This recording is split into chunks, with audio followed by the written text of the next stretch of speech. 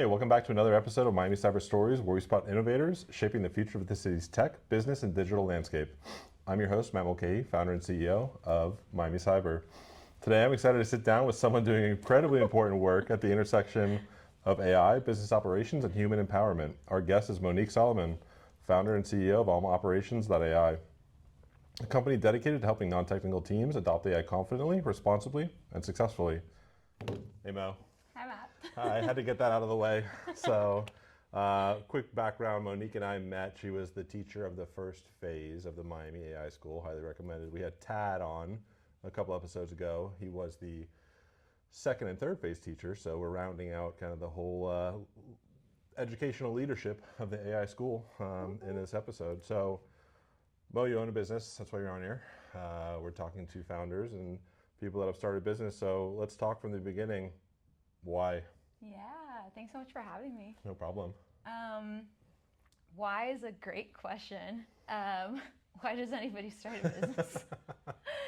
You're either crazy or super passionate about something. And Yep. for me, I had left Miami for about a year to go backpack, and I came back and found myself on the other side of a layoff. I worked for a crypto startup here. And I was like, what am I going to do next? Probably join another tech startup. And then I just felt the call from the Lord to instead start a business. And so that took me on this journey ultimately where I didn't know what I wanted to do, but my background had been in operations and education in the tech intersection. And I've always been like rooting for the little guy. So I was like, you know what? I'm going to do one of the hardest things. And I'm going to come alongside small business owners and help them with their operations if they have like 3 or less employees. Perfect. Yeah, and that's how we started. So you said something there that most people don't even know at that stage of the business. You said 3 or less employees, and understanding your target market is obviously very critical, especially early stage, to be like hyper-focused. So why 3 or less employees? Yeah, I mean, statistically, most businesses, small businesses, fail between the years of 2 and 5. And so that's typically when you're starting up, as a solo entrepreneur, or have a small team. There's a lot of business acumen that I think people start businesses out of passion, not necessarily the business acumen or the operational know-how. And it kind of either frustration or inability to keep going. It's some of the most difficult years to lay the foundation down. So I just want to come alongside people and partner with them to make their visions kind of come to life and help them lay the foundation for potentially super successful and scalable businesses. Did that idea come from being in that kind of less than 3 person and like or working in the chaos of it, or where did that come from? Yeah, great question. At the time, I was part of a young professionals organization called Global Shapers, shout out Shapers, and we were doing some market research around female founders and some of the lack of resources that they kind of had, and it kind of continued to solidify and open my eyes to the fact that the people who are the least resourced and the least funded tend to be at that facet in the there's a lot of funding for people in the 0 to 6 month mark, like really, really beginner. And then there's a lot of capital for people who have kind of grown to a certain extent, but the least resources, least capital, least need, and the least amount of people that want to work for you because you can't pay much is kind of in that gap of like, okay, you kind of have like an MVP in place, but you're trying to grow your team, you're trying to get consistent income, you're trying to develop systems that can go beyond you so you're not working 80 hours. And so my heart was like, let's go for the hardest demographic and let's go help them. That's great. I mean, it's needed. It's funny, on Silicon Valley, have you ever seen that show? There's there's a joke when the guy that runs the company that they're about ready to launch is like, oh, well, we got to get revenue right now. And like their attorney starts freaking out. It's like, no, never stop being pre-revenue, because then everything is just a what if, and you can tell these people to fund you forever. And it's like the second you make $1, you lose all your valuation once you go to market. So it just reminded me of that scene. It's funny. So what is the meaning behind Almaoperations? Great question. So Almaoperations, I am of Latin descent. I'm Honduran American, and alma in Spanish means soul. And I was thinking about starting this, at the time, operations consulting firm. For me, having a background in HR and people development, people operations as well, one thing I always saw that lacked in nonprofits, for-profit, government, startup, you name it. I've been in a little bit of everything, but really like real leadership. Most of the time, managers get promoted because they're good at their skill and not necessarily because they're good at leading people. And so I wanted to, launch an organization that not only helped, these founders with their operational know-how, but as they grew, helped them also develop into solid quality leaders to support their teams. I think a huge thing for many of us, has been like the Sunday scaries. Where like you lean into the week and you're like anxious, you can't sleep, you're overwhelmed, you spend super stressed at work, and then you go home and all that stress passes on to your family. So I was thinking about it from like all assets. And so soul operations is your mind, your will, and your emotions. And so how can we develop people and entrepreneurs ultimately to really harness peace and balance, and quality leadership at that level? Because we've talked about it, the business only goes as far as you do as a leader. Yeah. And so if we can help people kind of develop into real leadership that is servant focused, that is others focused, that is, cares about the people and, their mind, their will, and their emotions, and people actually enjoy working with you, that's going to have a ripple effect in the business, in your team, in their families when they go home, in your ability to go home and be with family and friends and work on passion projects. So my slogan was ending the epidemic of poor leadership, and and that was kind of the heart behind Almaoperations. That's awesome. Very important. I read something the other day, or it was like a TikTok or something, and it was like for entrepreneurs, every day is a Monday. And I'm like, oh man, that hasn't struck so home, right? See, Sunday Scaries is everyday Scaries, just so everyone's aware of what being an entrepreneur entails. But I was like, oh wow, that hit way too close to home. So you see the problem, you want to fix the problem.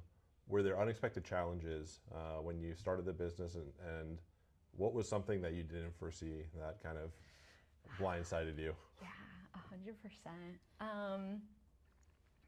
I think something I went into and was like, yeah, I'll figure it out, is the fact that the people I was helping at this stage just don't have funding and don't have money. So it's like, cool, I'm doing all this hard work, but I'm not getting paid enough because I have to meet people at where they're at and where the market's at. And then it got to the point where I had, 7, 8, I was doing fractional operations for like 7 or 8 different businesses, but then I was overworked. I was finding myself working 60, 80 hours a week, like barely making ends meet because I was trying to like help these people, but then I wasn't helping myself. And so it was this whole, like mosh of things where I was getting burnt out, they were being impacted by it. And I was like, man, like this is not what I started this is for. This is not what I stand for. No. And that's actually when I discovered AI. No, yeah.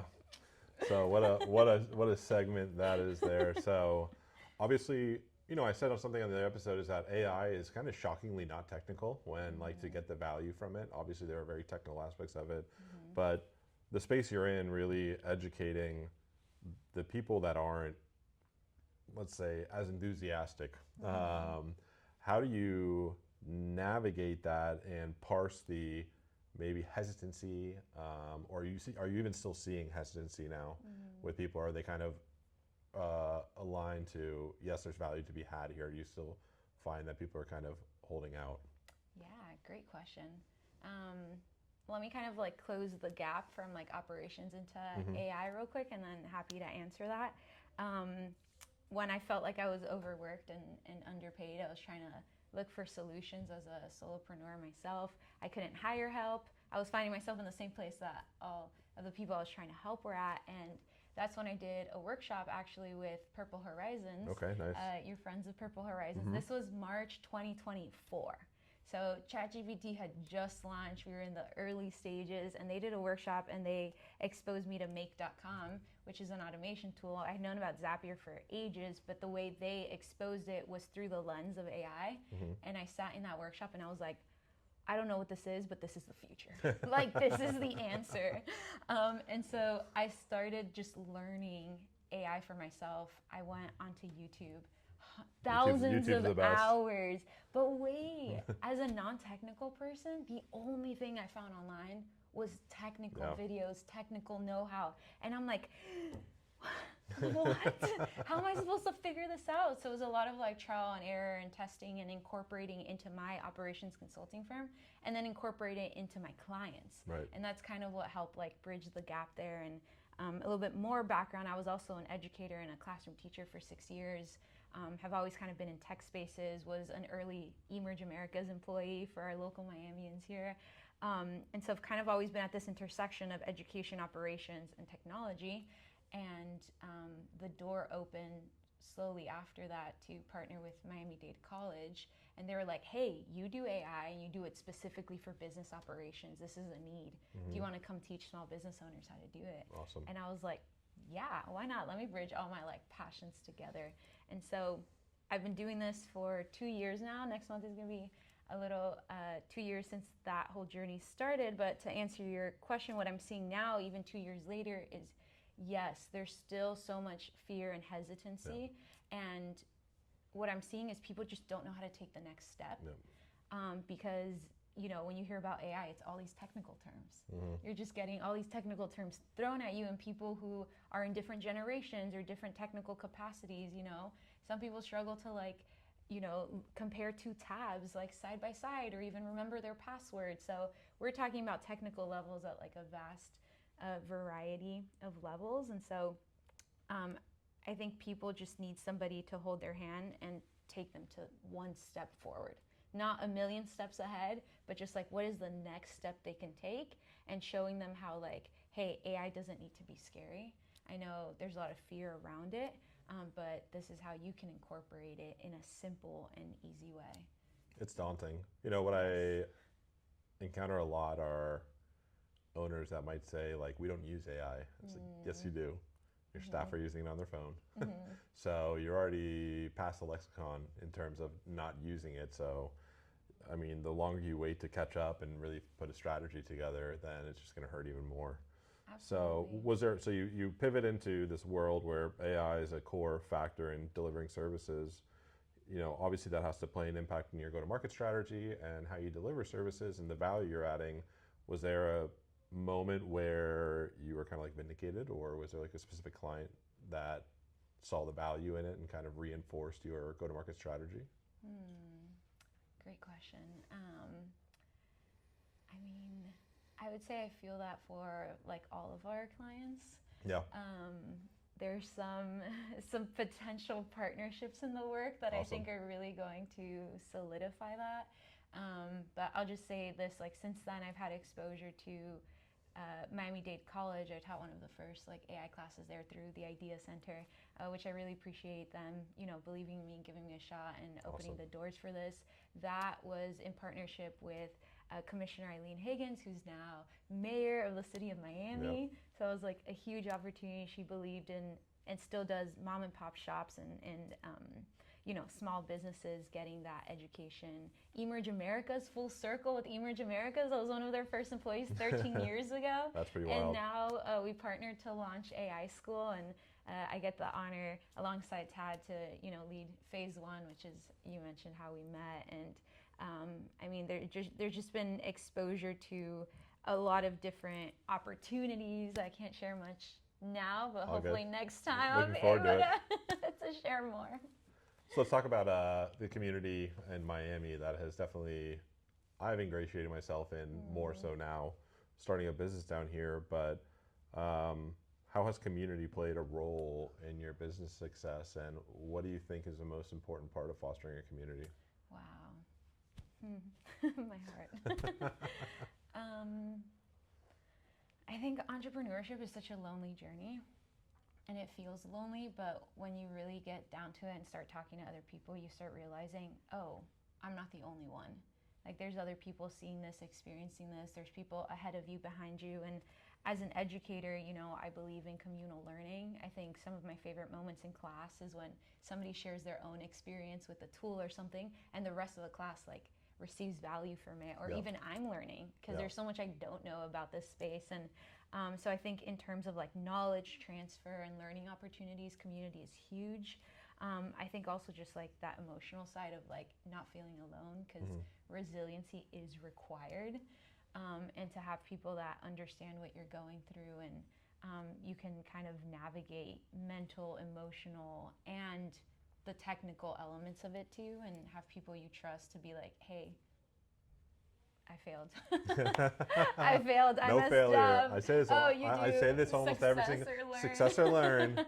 That's the one thing I say, because if you frame it as do. failure, it's gonna hurt a lot more. No, 100%. Or like even that feeling of like, man, I feel like I messed up, in Yeah. like a big way, and it affected people's payroll, or it affected, like the ripple Yeah. effect of the effect. And so I think that, and then on the other side, I think partnerships, like when you find people that you trust. I'm like big on like doing business with people that have certain morals, certain values, Yep. or certain ethics, or certain character. I think character is huge in business. And Miami, I love you, but there's a lot of shady people here.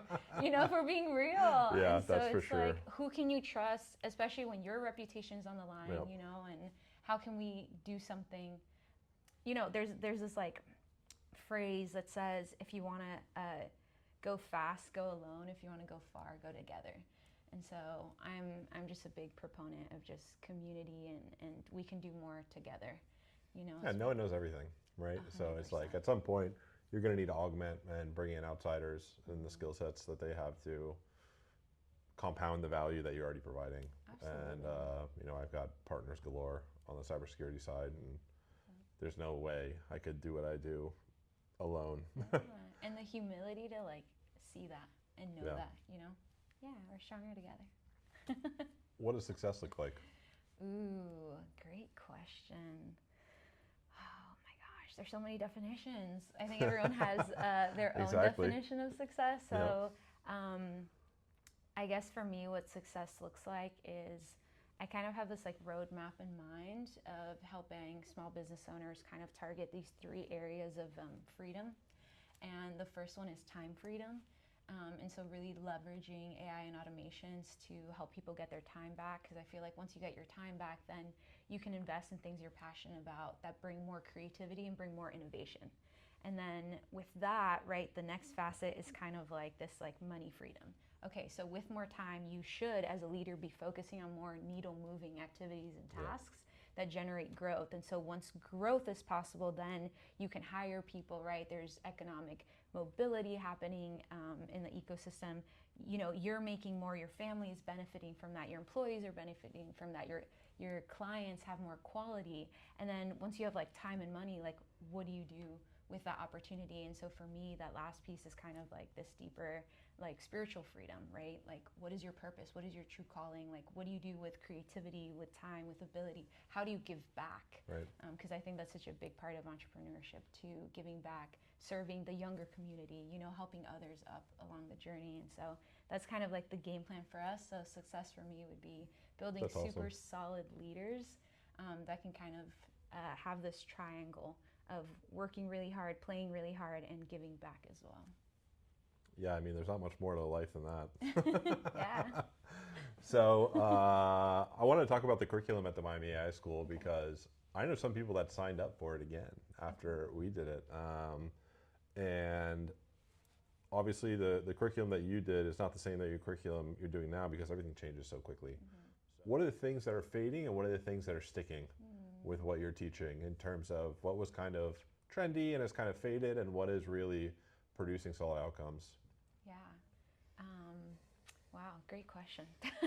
AI moves so fast. And so the way I kind of think about some of my background is curriculum development, right? And so as an educator, the way I try to think of the curriculum that we've put together is kind of like this modular scope, where there's foundations of AI and automations that will not fade, but what is fading is the tools or the leaders that are running those tools. So, 12 years ago, Zapier was the only automation company. Now you have Zapier, Make.com, you have N8N, you have Lindy, you have Relevance, you have like Anti-Gravity now with like Google. It's like, so the tool itself, I think, is evolving, and there's all this competition happening, but the foundations, and Tad talks about it a lot, the first principles of understanding, I think that is the most relevant. And so we're still teaching AI communication, how do you speak to your LLM, right, to get the best output? How do you get it to be a strategic partner, a troubleshooting partner?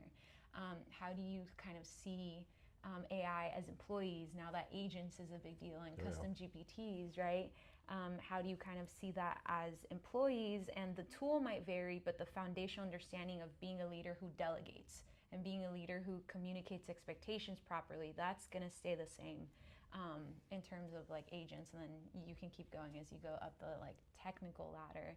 You're going to see like these leadership skills that remain the same, but also these like first principle technical understanding as well. I saw that people are hiring chief AI officers now. So in a world where we used to have like a CTO, where it was like the solo C-suite level area of accountability for technology in an organization, now you have like a CTO, a CISO, which is Chief Information Security Officer, and now a Chief AI Officer. Crazy. Because they're all different disciplines, and they're taking over like a lot broader part of the board because they all have direct impacts in the rest of the organization. I mean, the only other person you could say is like, you know, CFO and COO, but the COO is kind of like merging into that. If your COO doesn't have the AI experience, they're going to get booted by the Chief AI Officer. 100%. So you're kind of seeing that dynamic shift in terms of the skill sets needed to evolve and stay competitive, I would say. Not be competitive, but stay competitive as we move forward. 100%. For me, like operations, the way I've always kind of explained it to people is like operations is the resources of the organization. It's your time, right? It's your tools and it's your people, right? And then obviously like the finances as well, like the money aspect of it. And so like we're seeing AI impact all of that. We're seeing AI impact efficiency, right? And time management. We're seeing it impact hiring, you know, and even like laying off of people and the impact it has on the efficiency of the people and how their work ethic and how they're working. And then even in the tools, it's being integrated into every single tool now. And then that has an impact on like the financial piece. So yeah. Yeah, something I've been talking about a lot is that early stage companies have a uniquely ridiculous advantage right now. If you have kind of an AI background or it integrated into your company. I mean, I can tell you what, I have like 40 to 50 agents running right now and doing the work of a lot of people that should be, you know, working. And it's great for me. It's scary to think of, you know, the implications when every company gets to that state and the human capital impacts, but it's harder for those bigger organizations to make that change. I always say it's like turning a cruise ship versus turning like a little dinghy. Yeah, to get that adoption. I mean, I struggle with that a lot. That's mainly my focus right now, is to secure adoption in those larger organizations, and it's tough. Yeah, we're seeing also, so like through the people operations and the HR, I'm kind of like looking ahead at like what that looks like. And I found a few different like topics and interesting points. One of them is being that in the future, those who are hired are not just going to get hired for their experience and their education, but they're going to get hired for their experience, education, and how many agents have you built, how many tools have you come alongside to help support you in your role. That's on one side. On the other side, I think whereas before you might have been hired as like employee 14 or employee 20, right, with the right knowledge and skill sets, you can now get on as employee like 3 or 4, you know? And so I think there is an opportunity for, if you're leveraging this information correctly, for innovation. And we're going to see a lot more businesses that are smaller with less teams, but able to move and grow kind of more quickly. So yes, there's this side where like, you know, all these people are getting laid off and there's like a huge impact with that. But then, you know, as you use this, there's also the opportunity to join smaller teams and kind of be a master at your experience, bring that along and pairing that with the upskilling of AI too. So yeah, that's where the sweet spot is, right? It's about understanding the AI, which is why the AI school is great, understanding what's possible and taking your unique disposition. And to your point, yeah, the projects that we went through all through phases were the best part, to see everyone's unique domain expertise applied with even cursory AI skill sets. We're producing incredible things. And that's not saying, like, you know, I'm sure they've only gotten better since we left, but yeah, that was one of the big value pieces that I got. I was like, oh man, I mean, some of the stuff that people were doing was crazy. I didn't even know they could do it. So, all right, one piece of advice for entrepreneurs. Just one. One piece of advice, the pressure. No, all good. One piece of advice. We can edit it, so you don't have to rush. Okay, you're right. I don't know. I'm like, No, I'm kidding. You know, it's funny. I was thinking about this on the way over here, and I had a really good answer. Now I don't know what it was.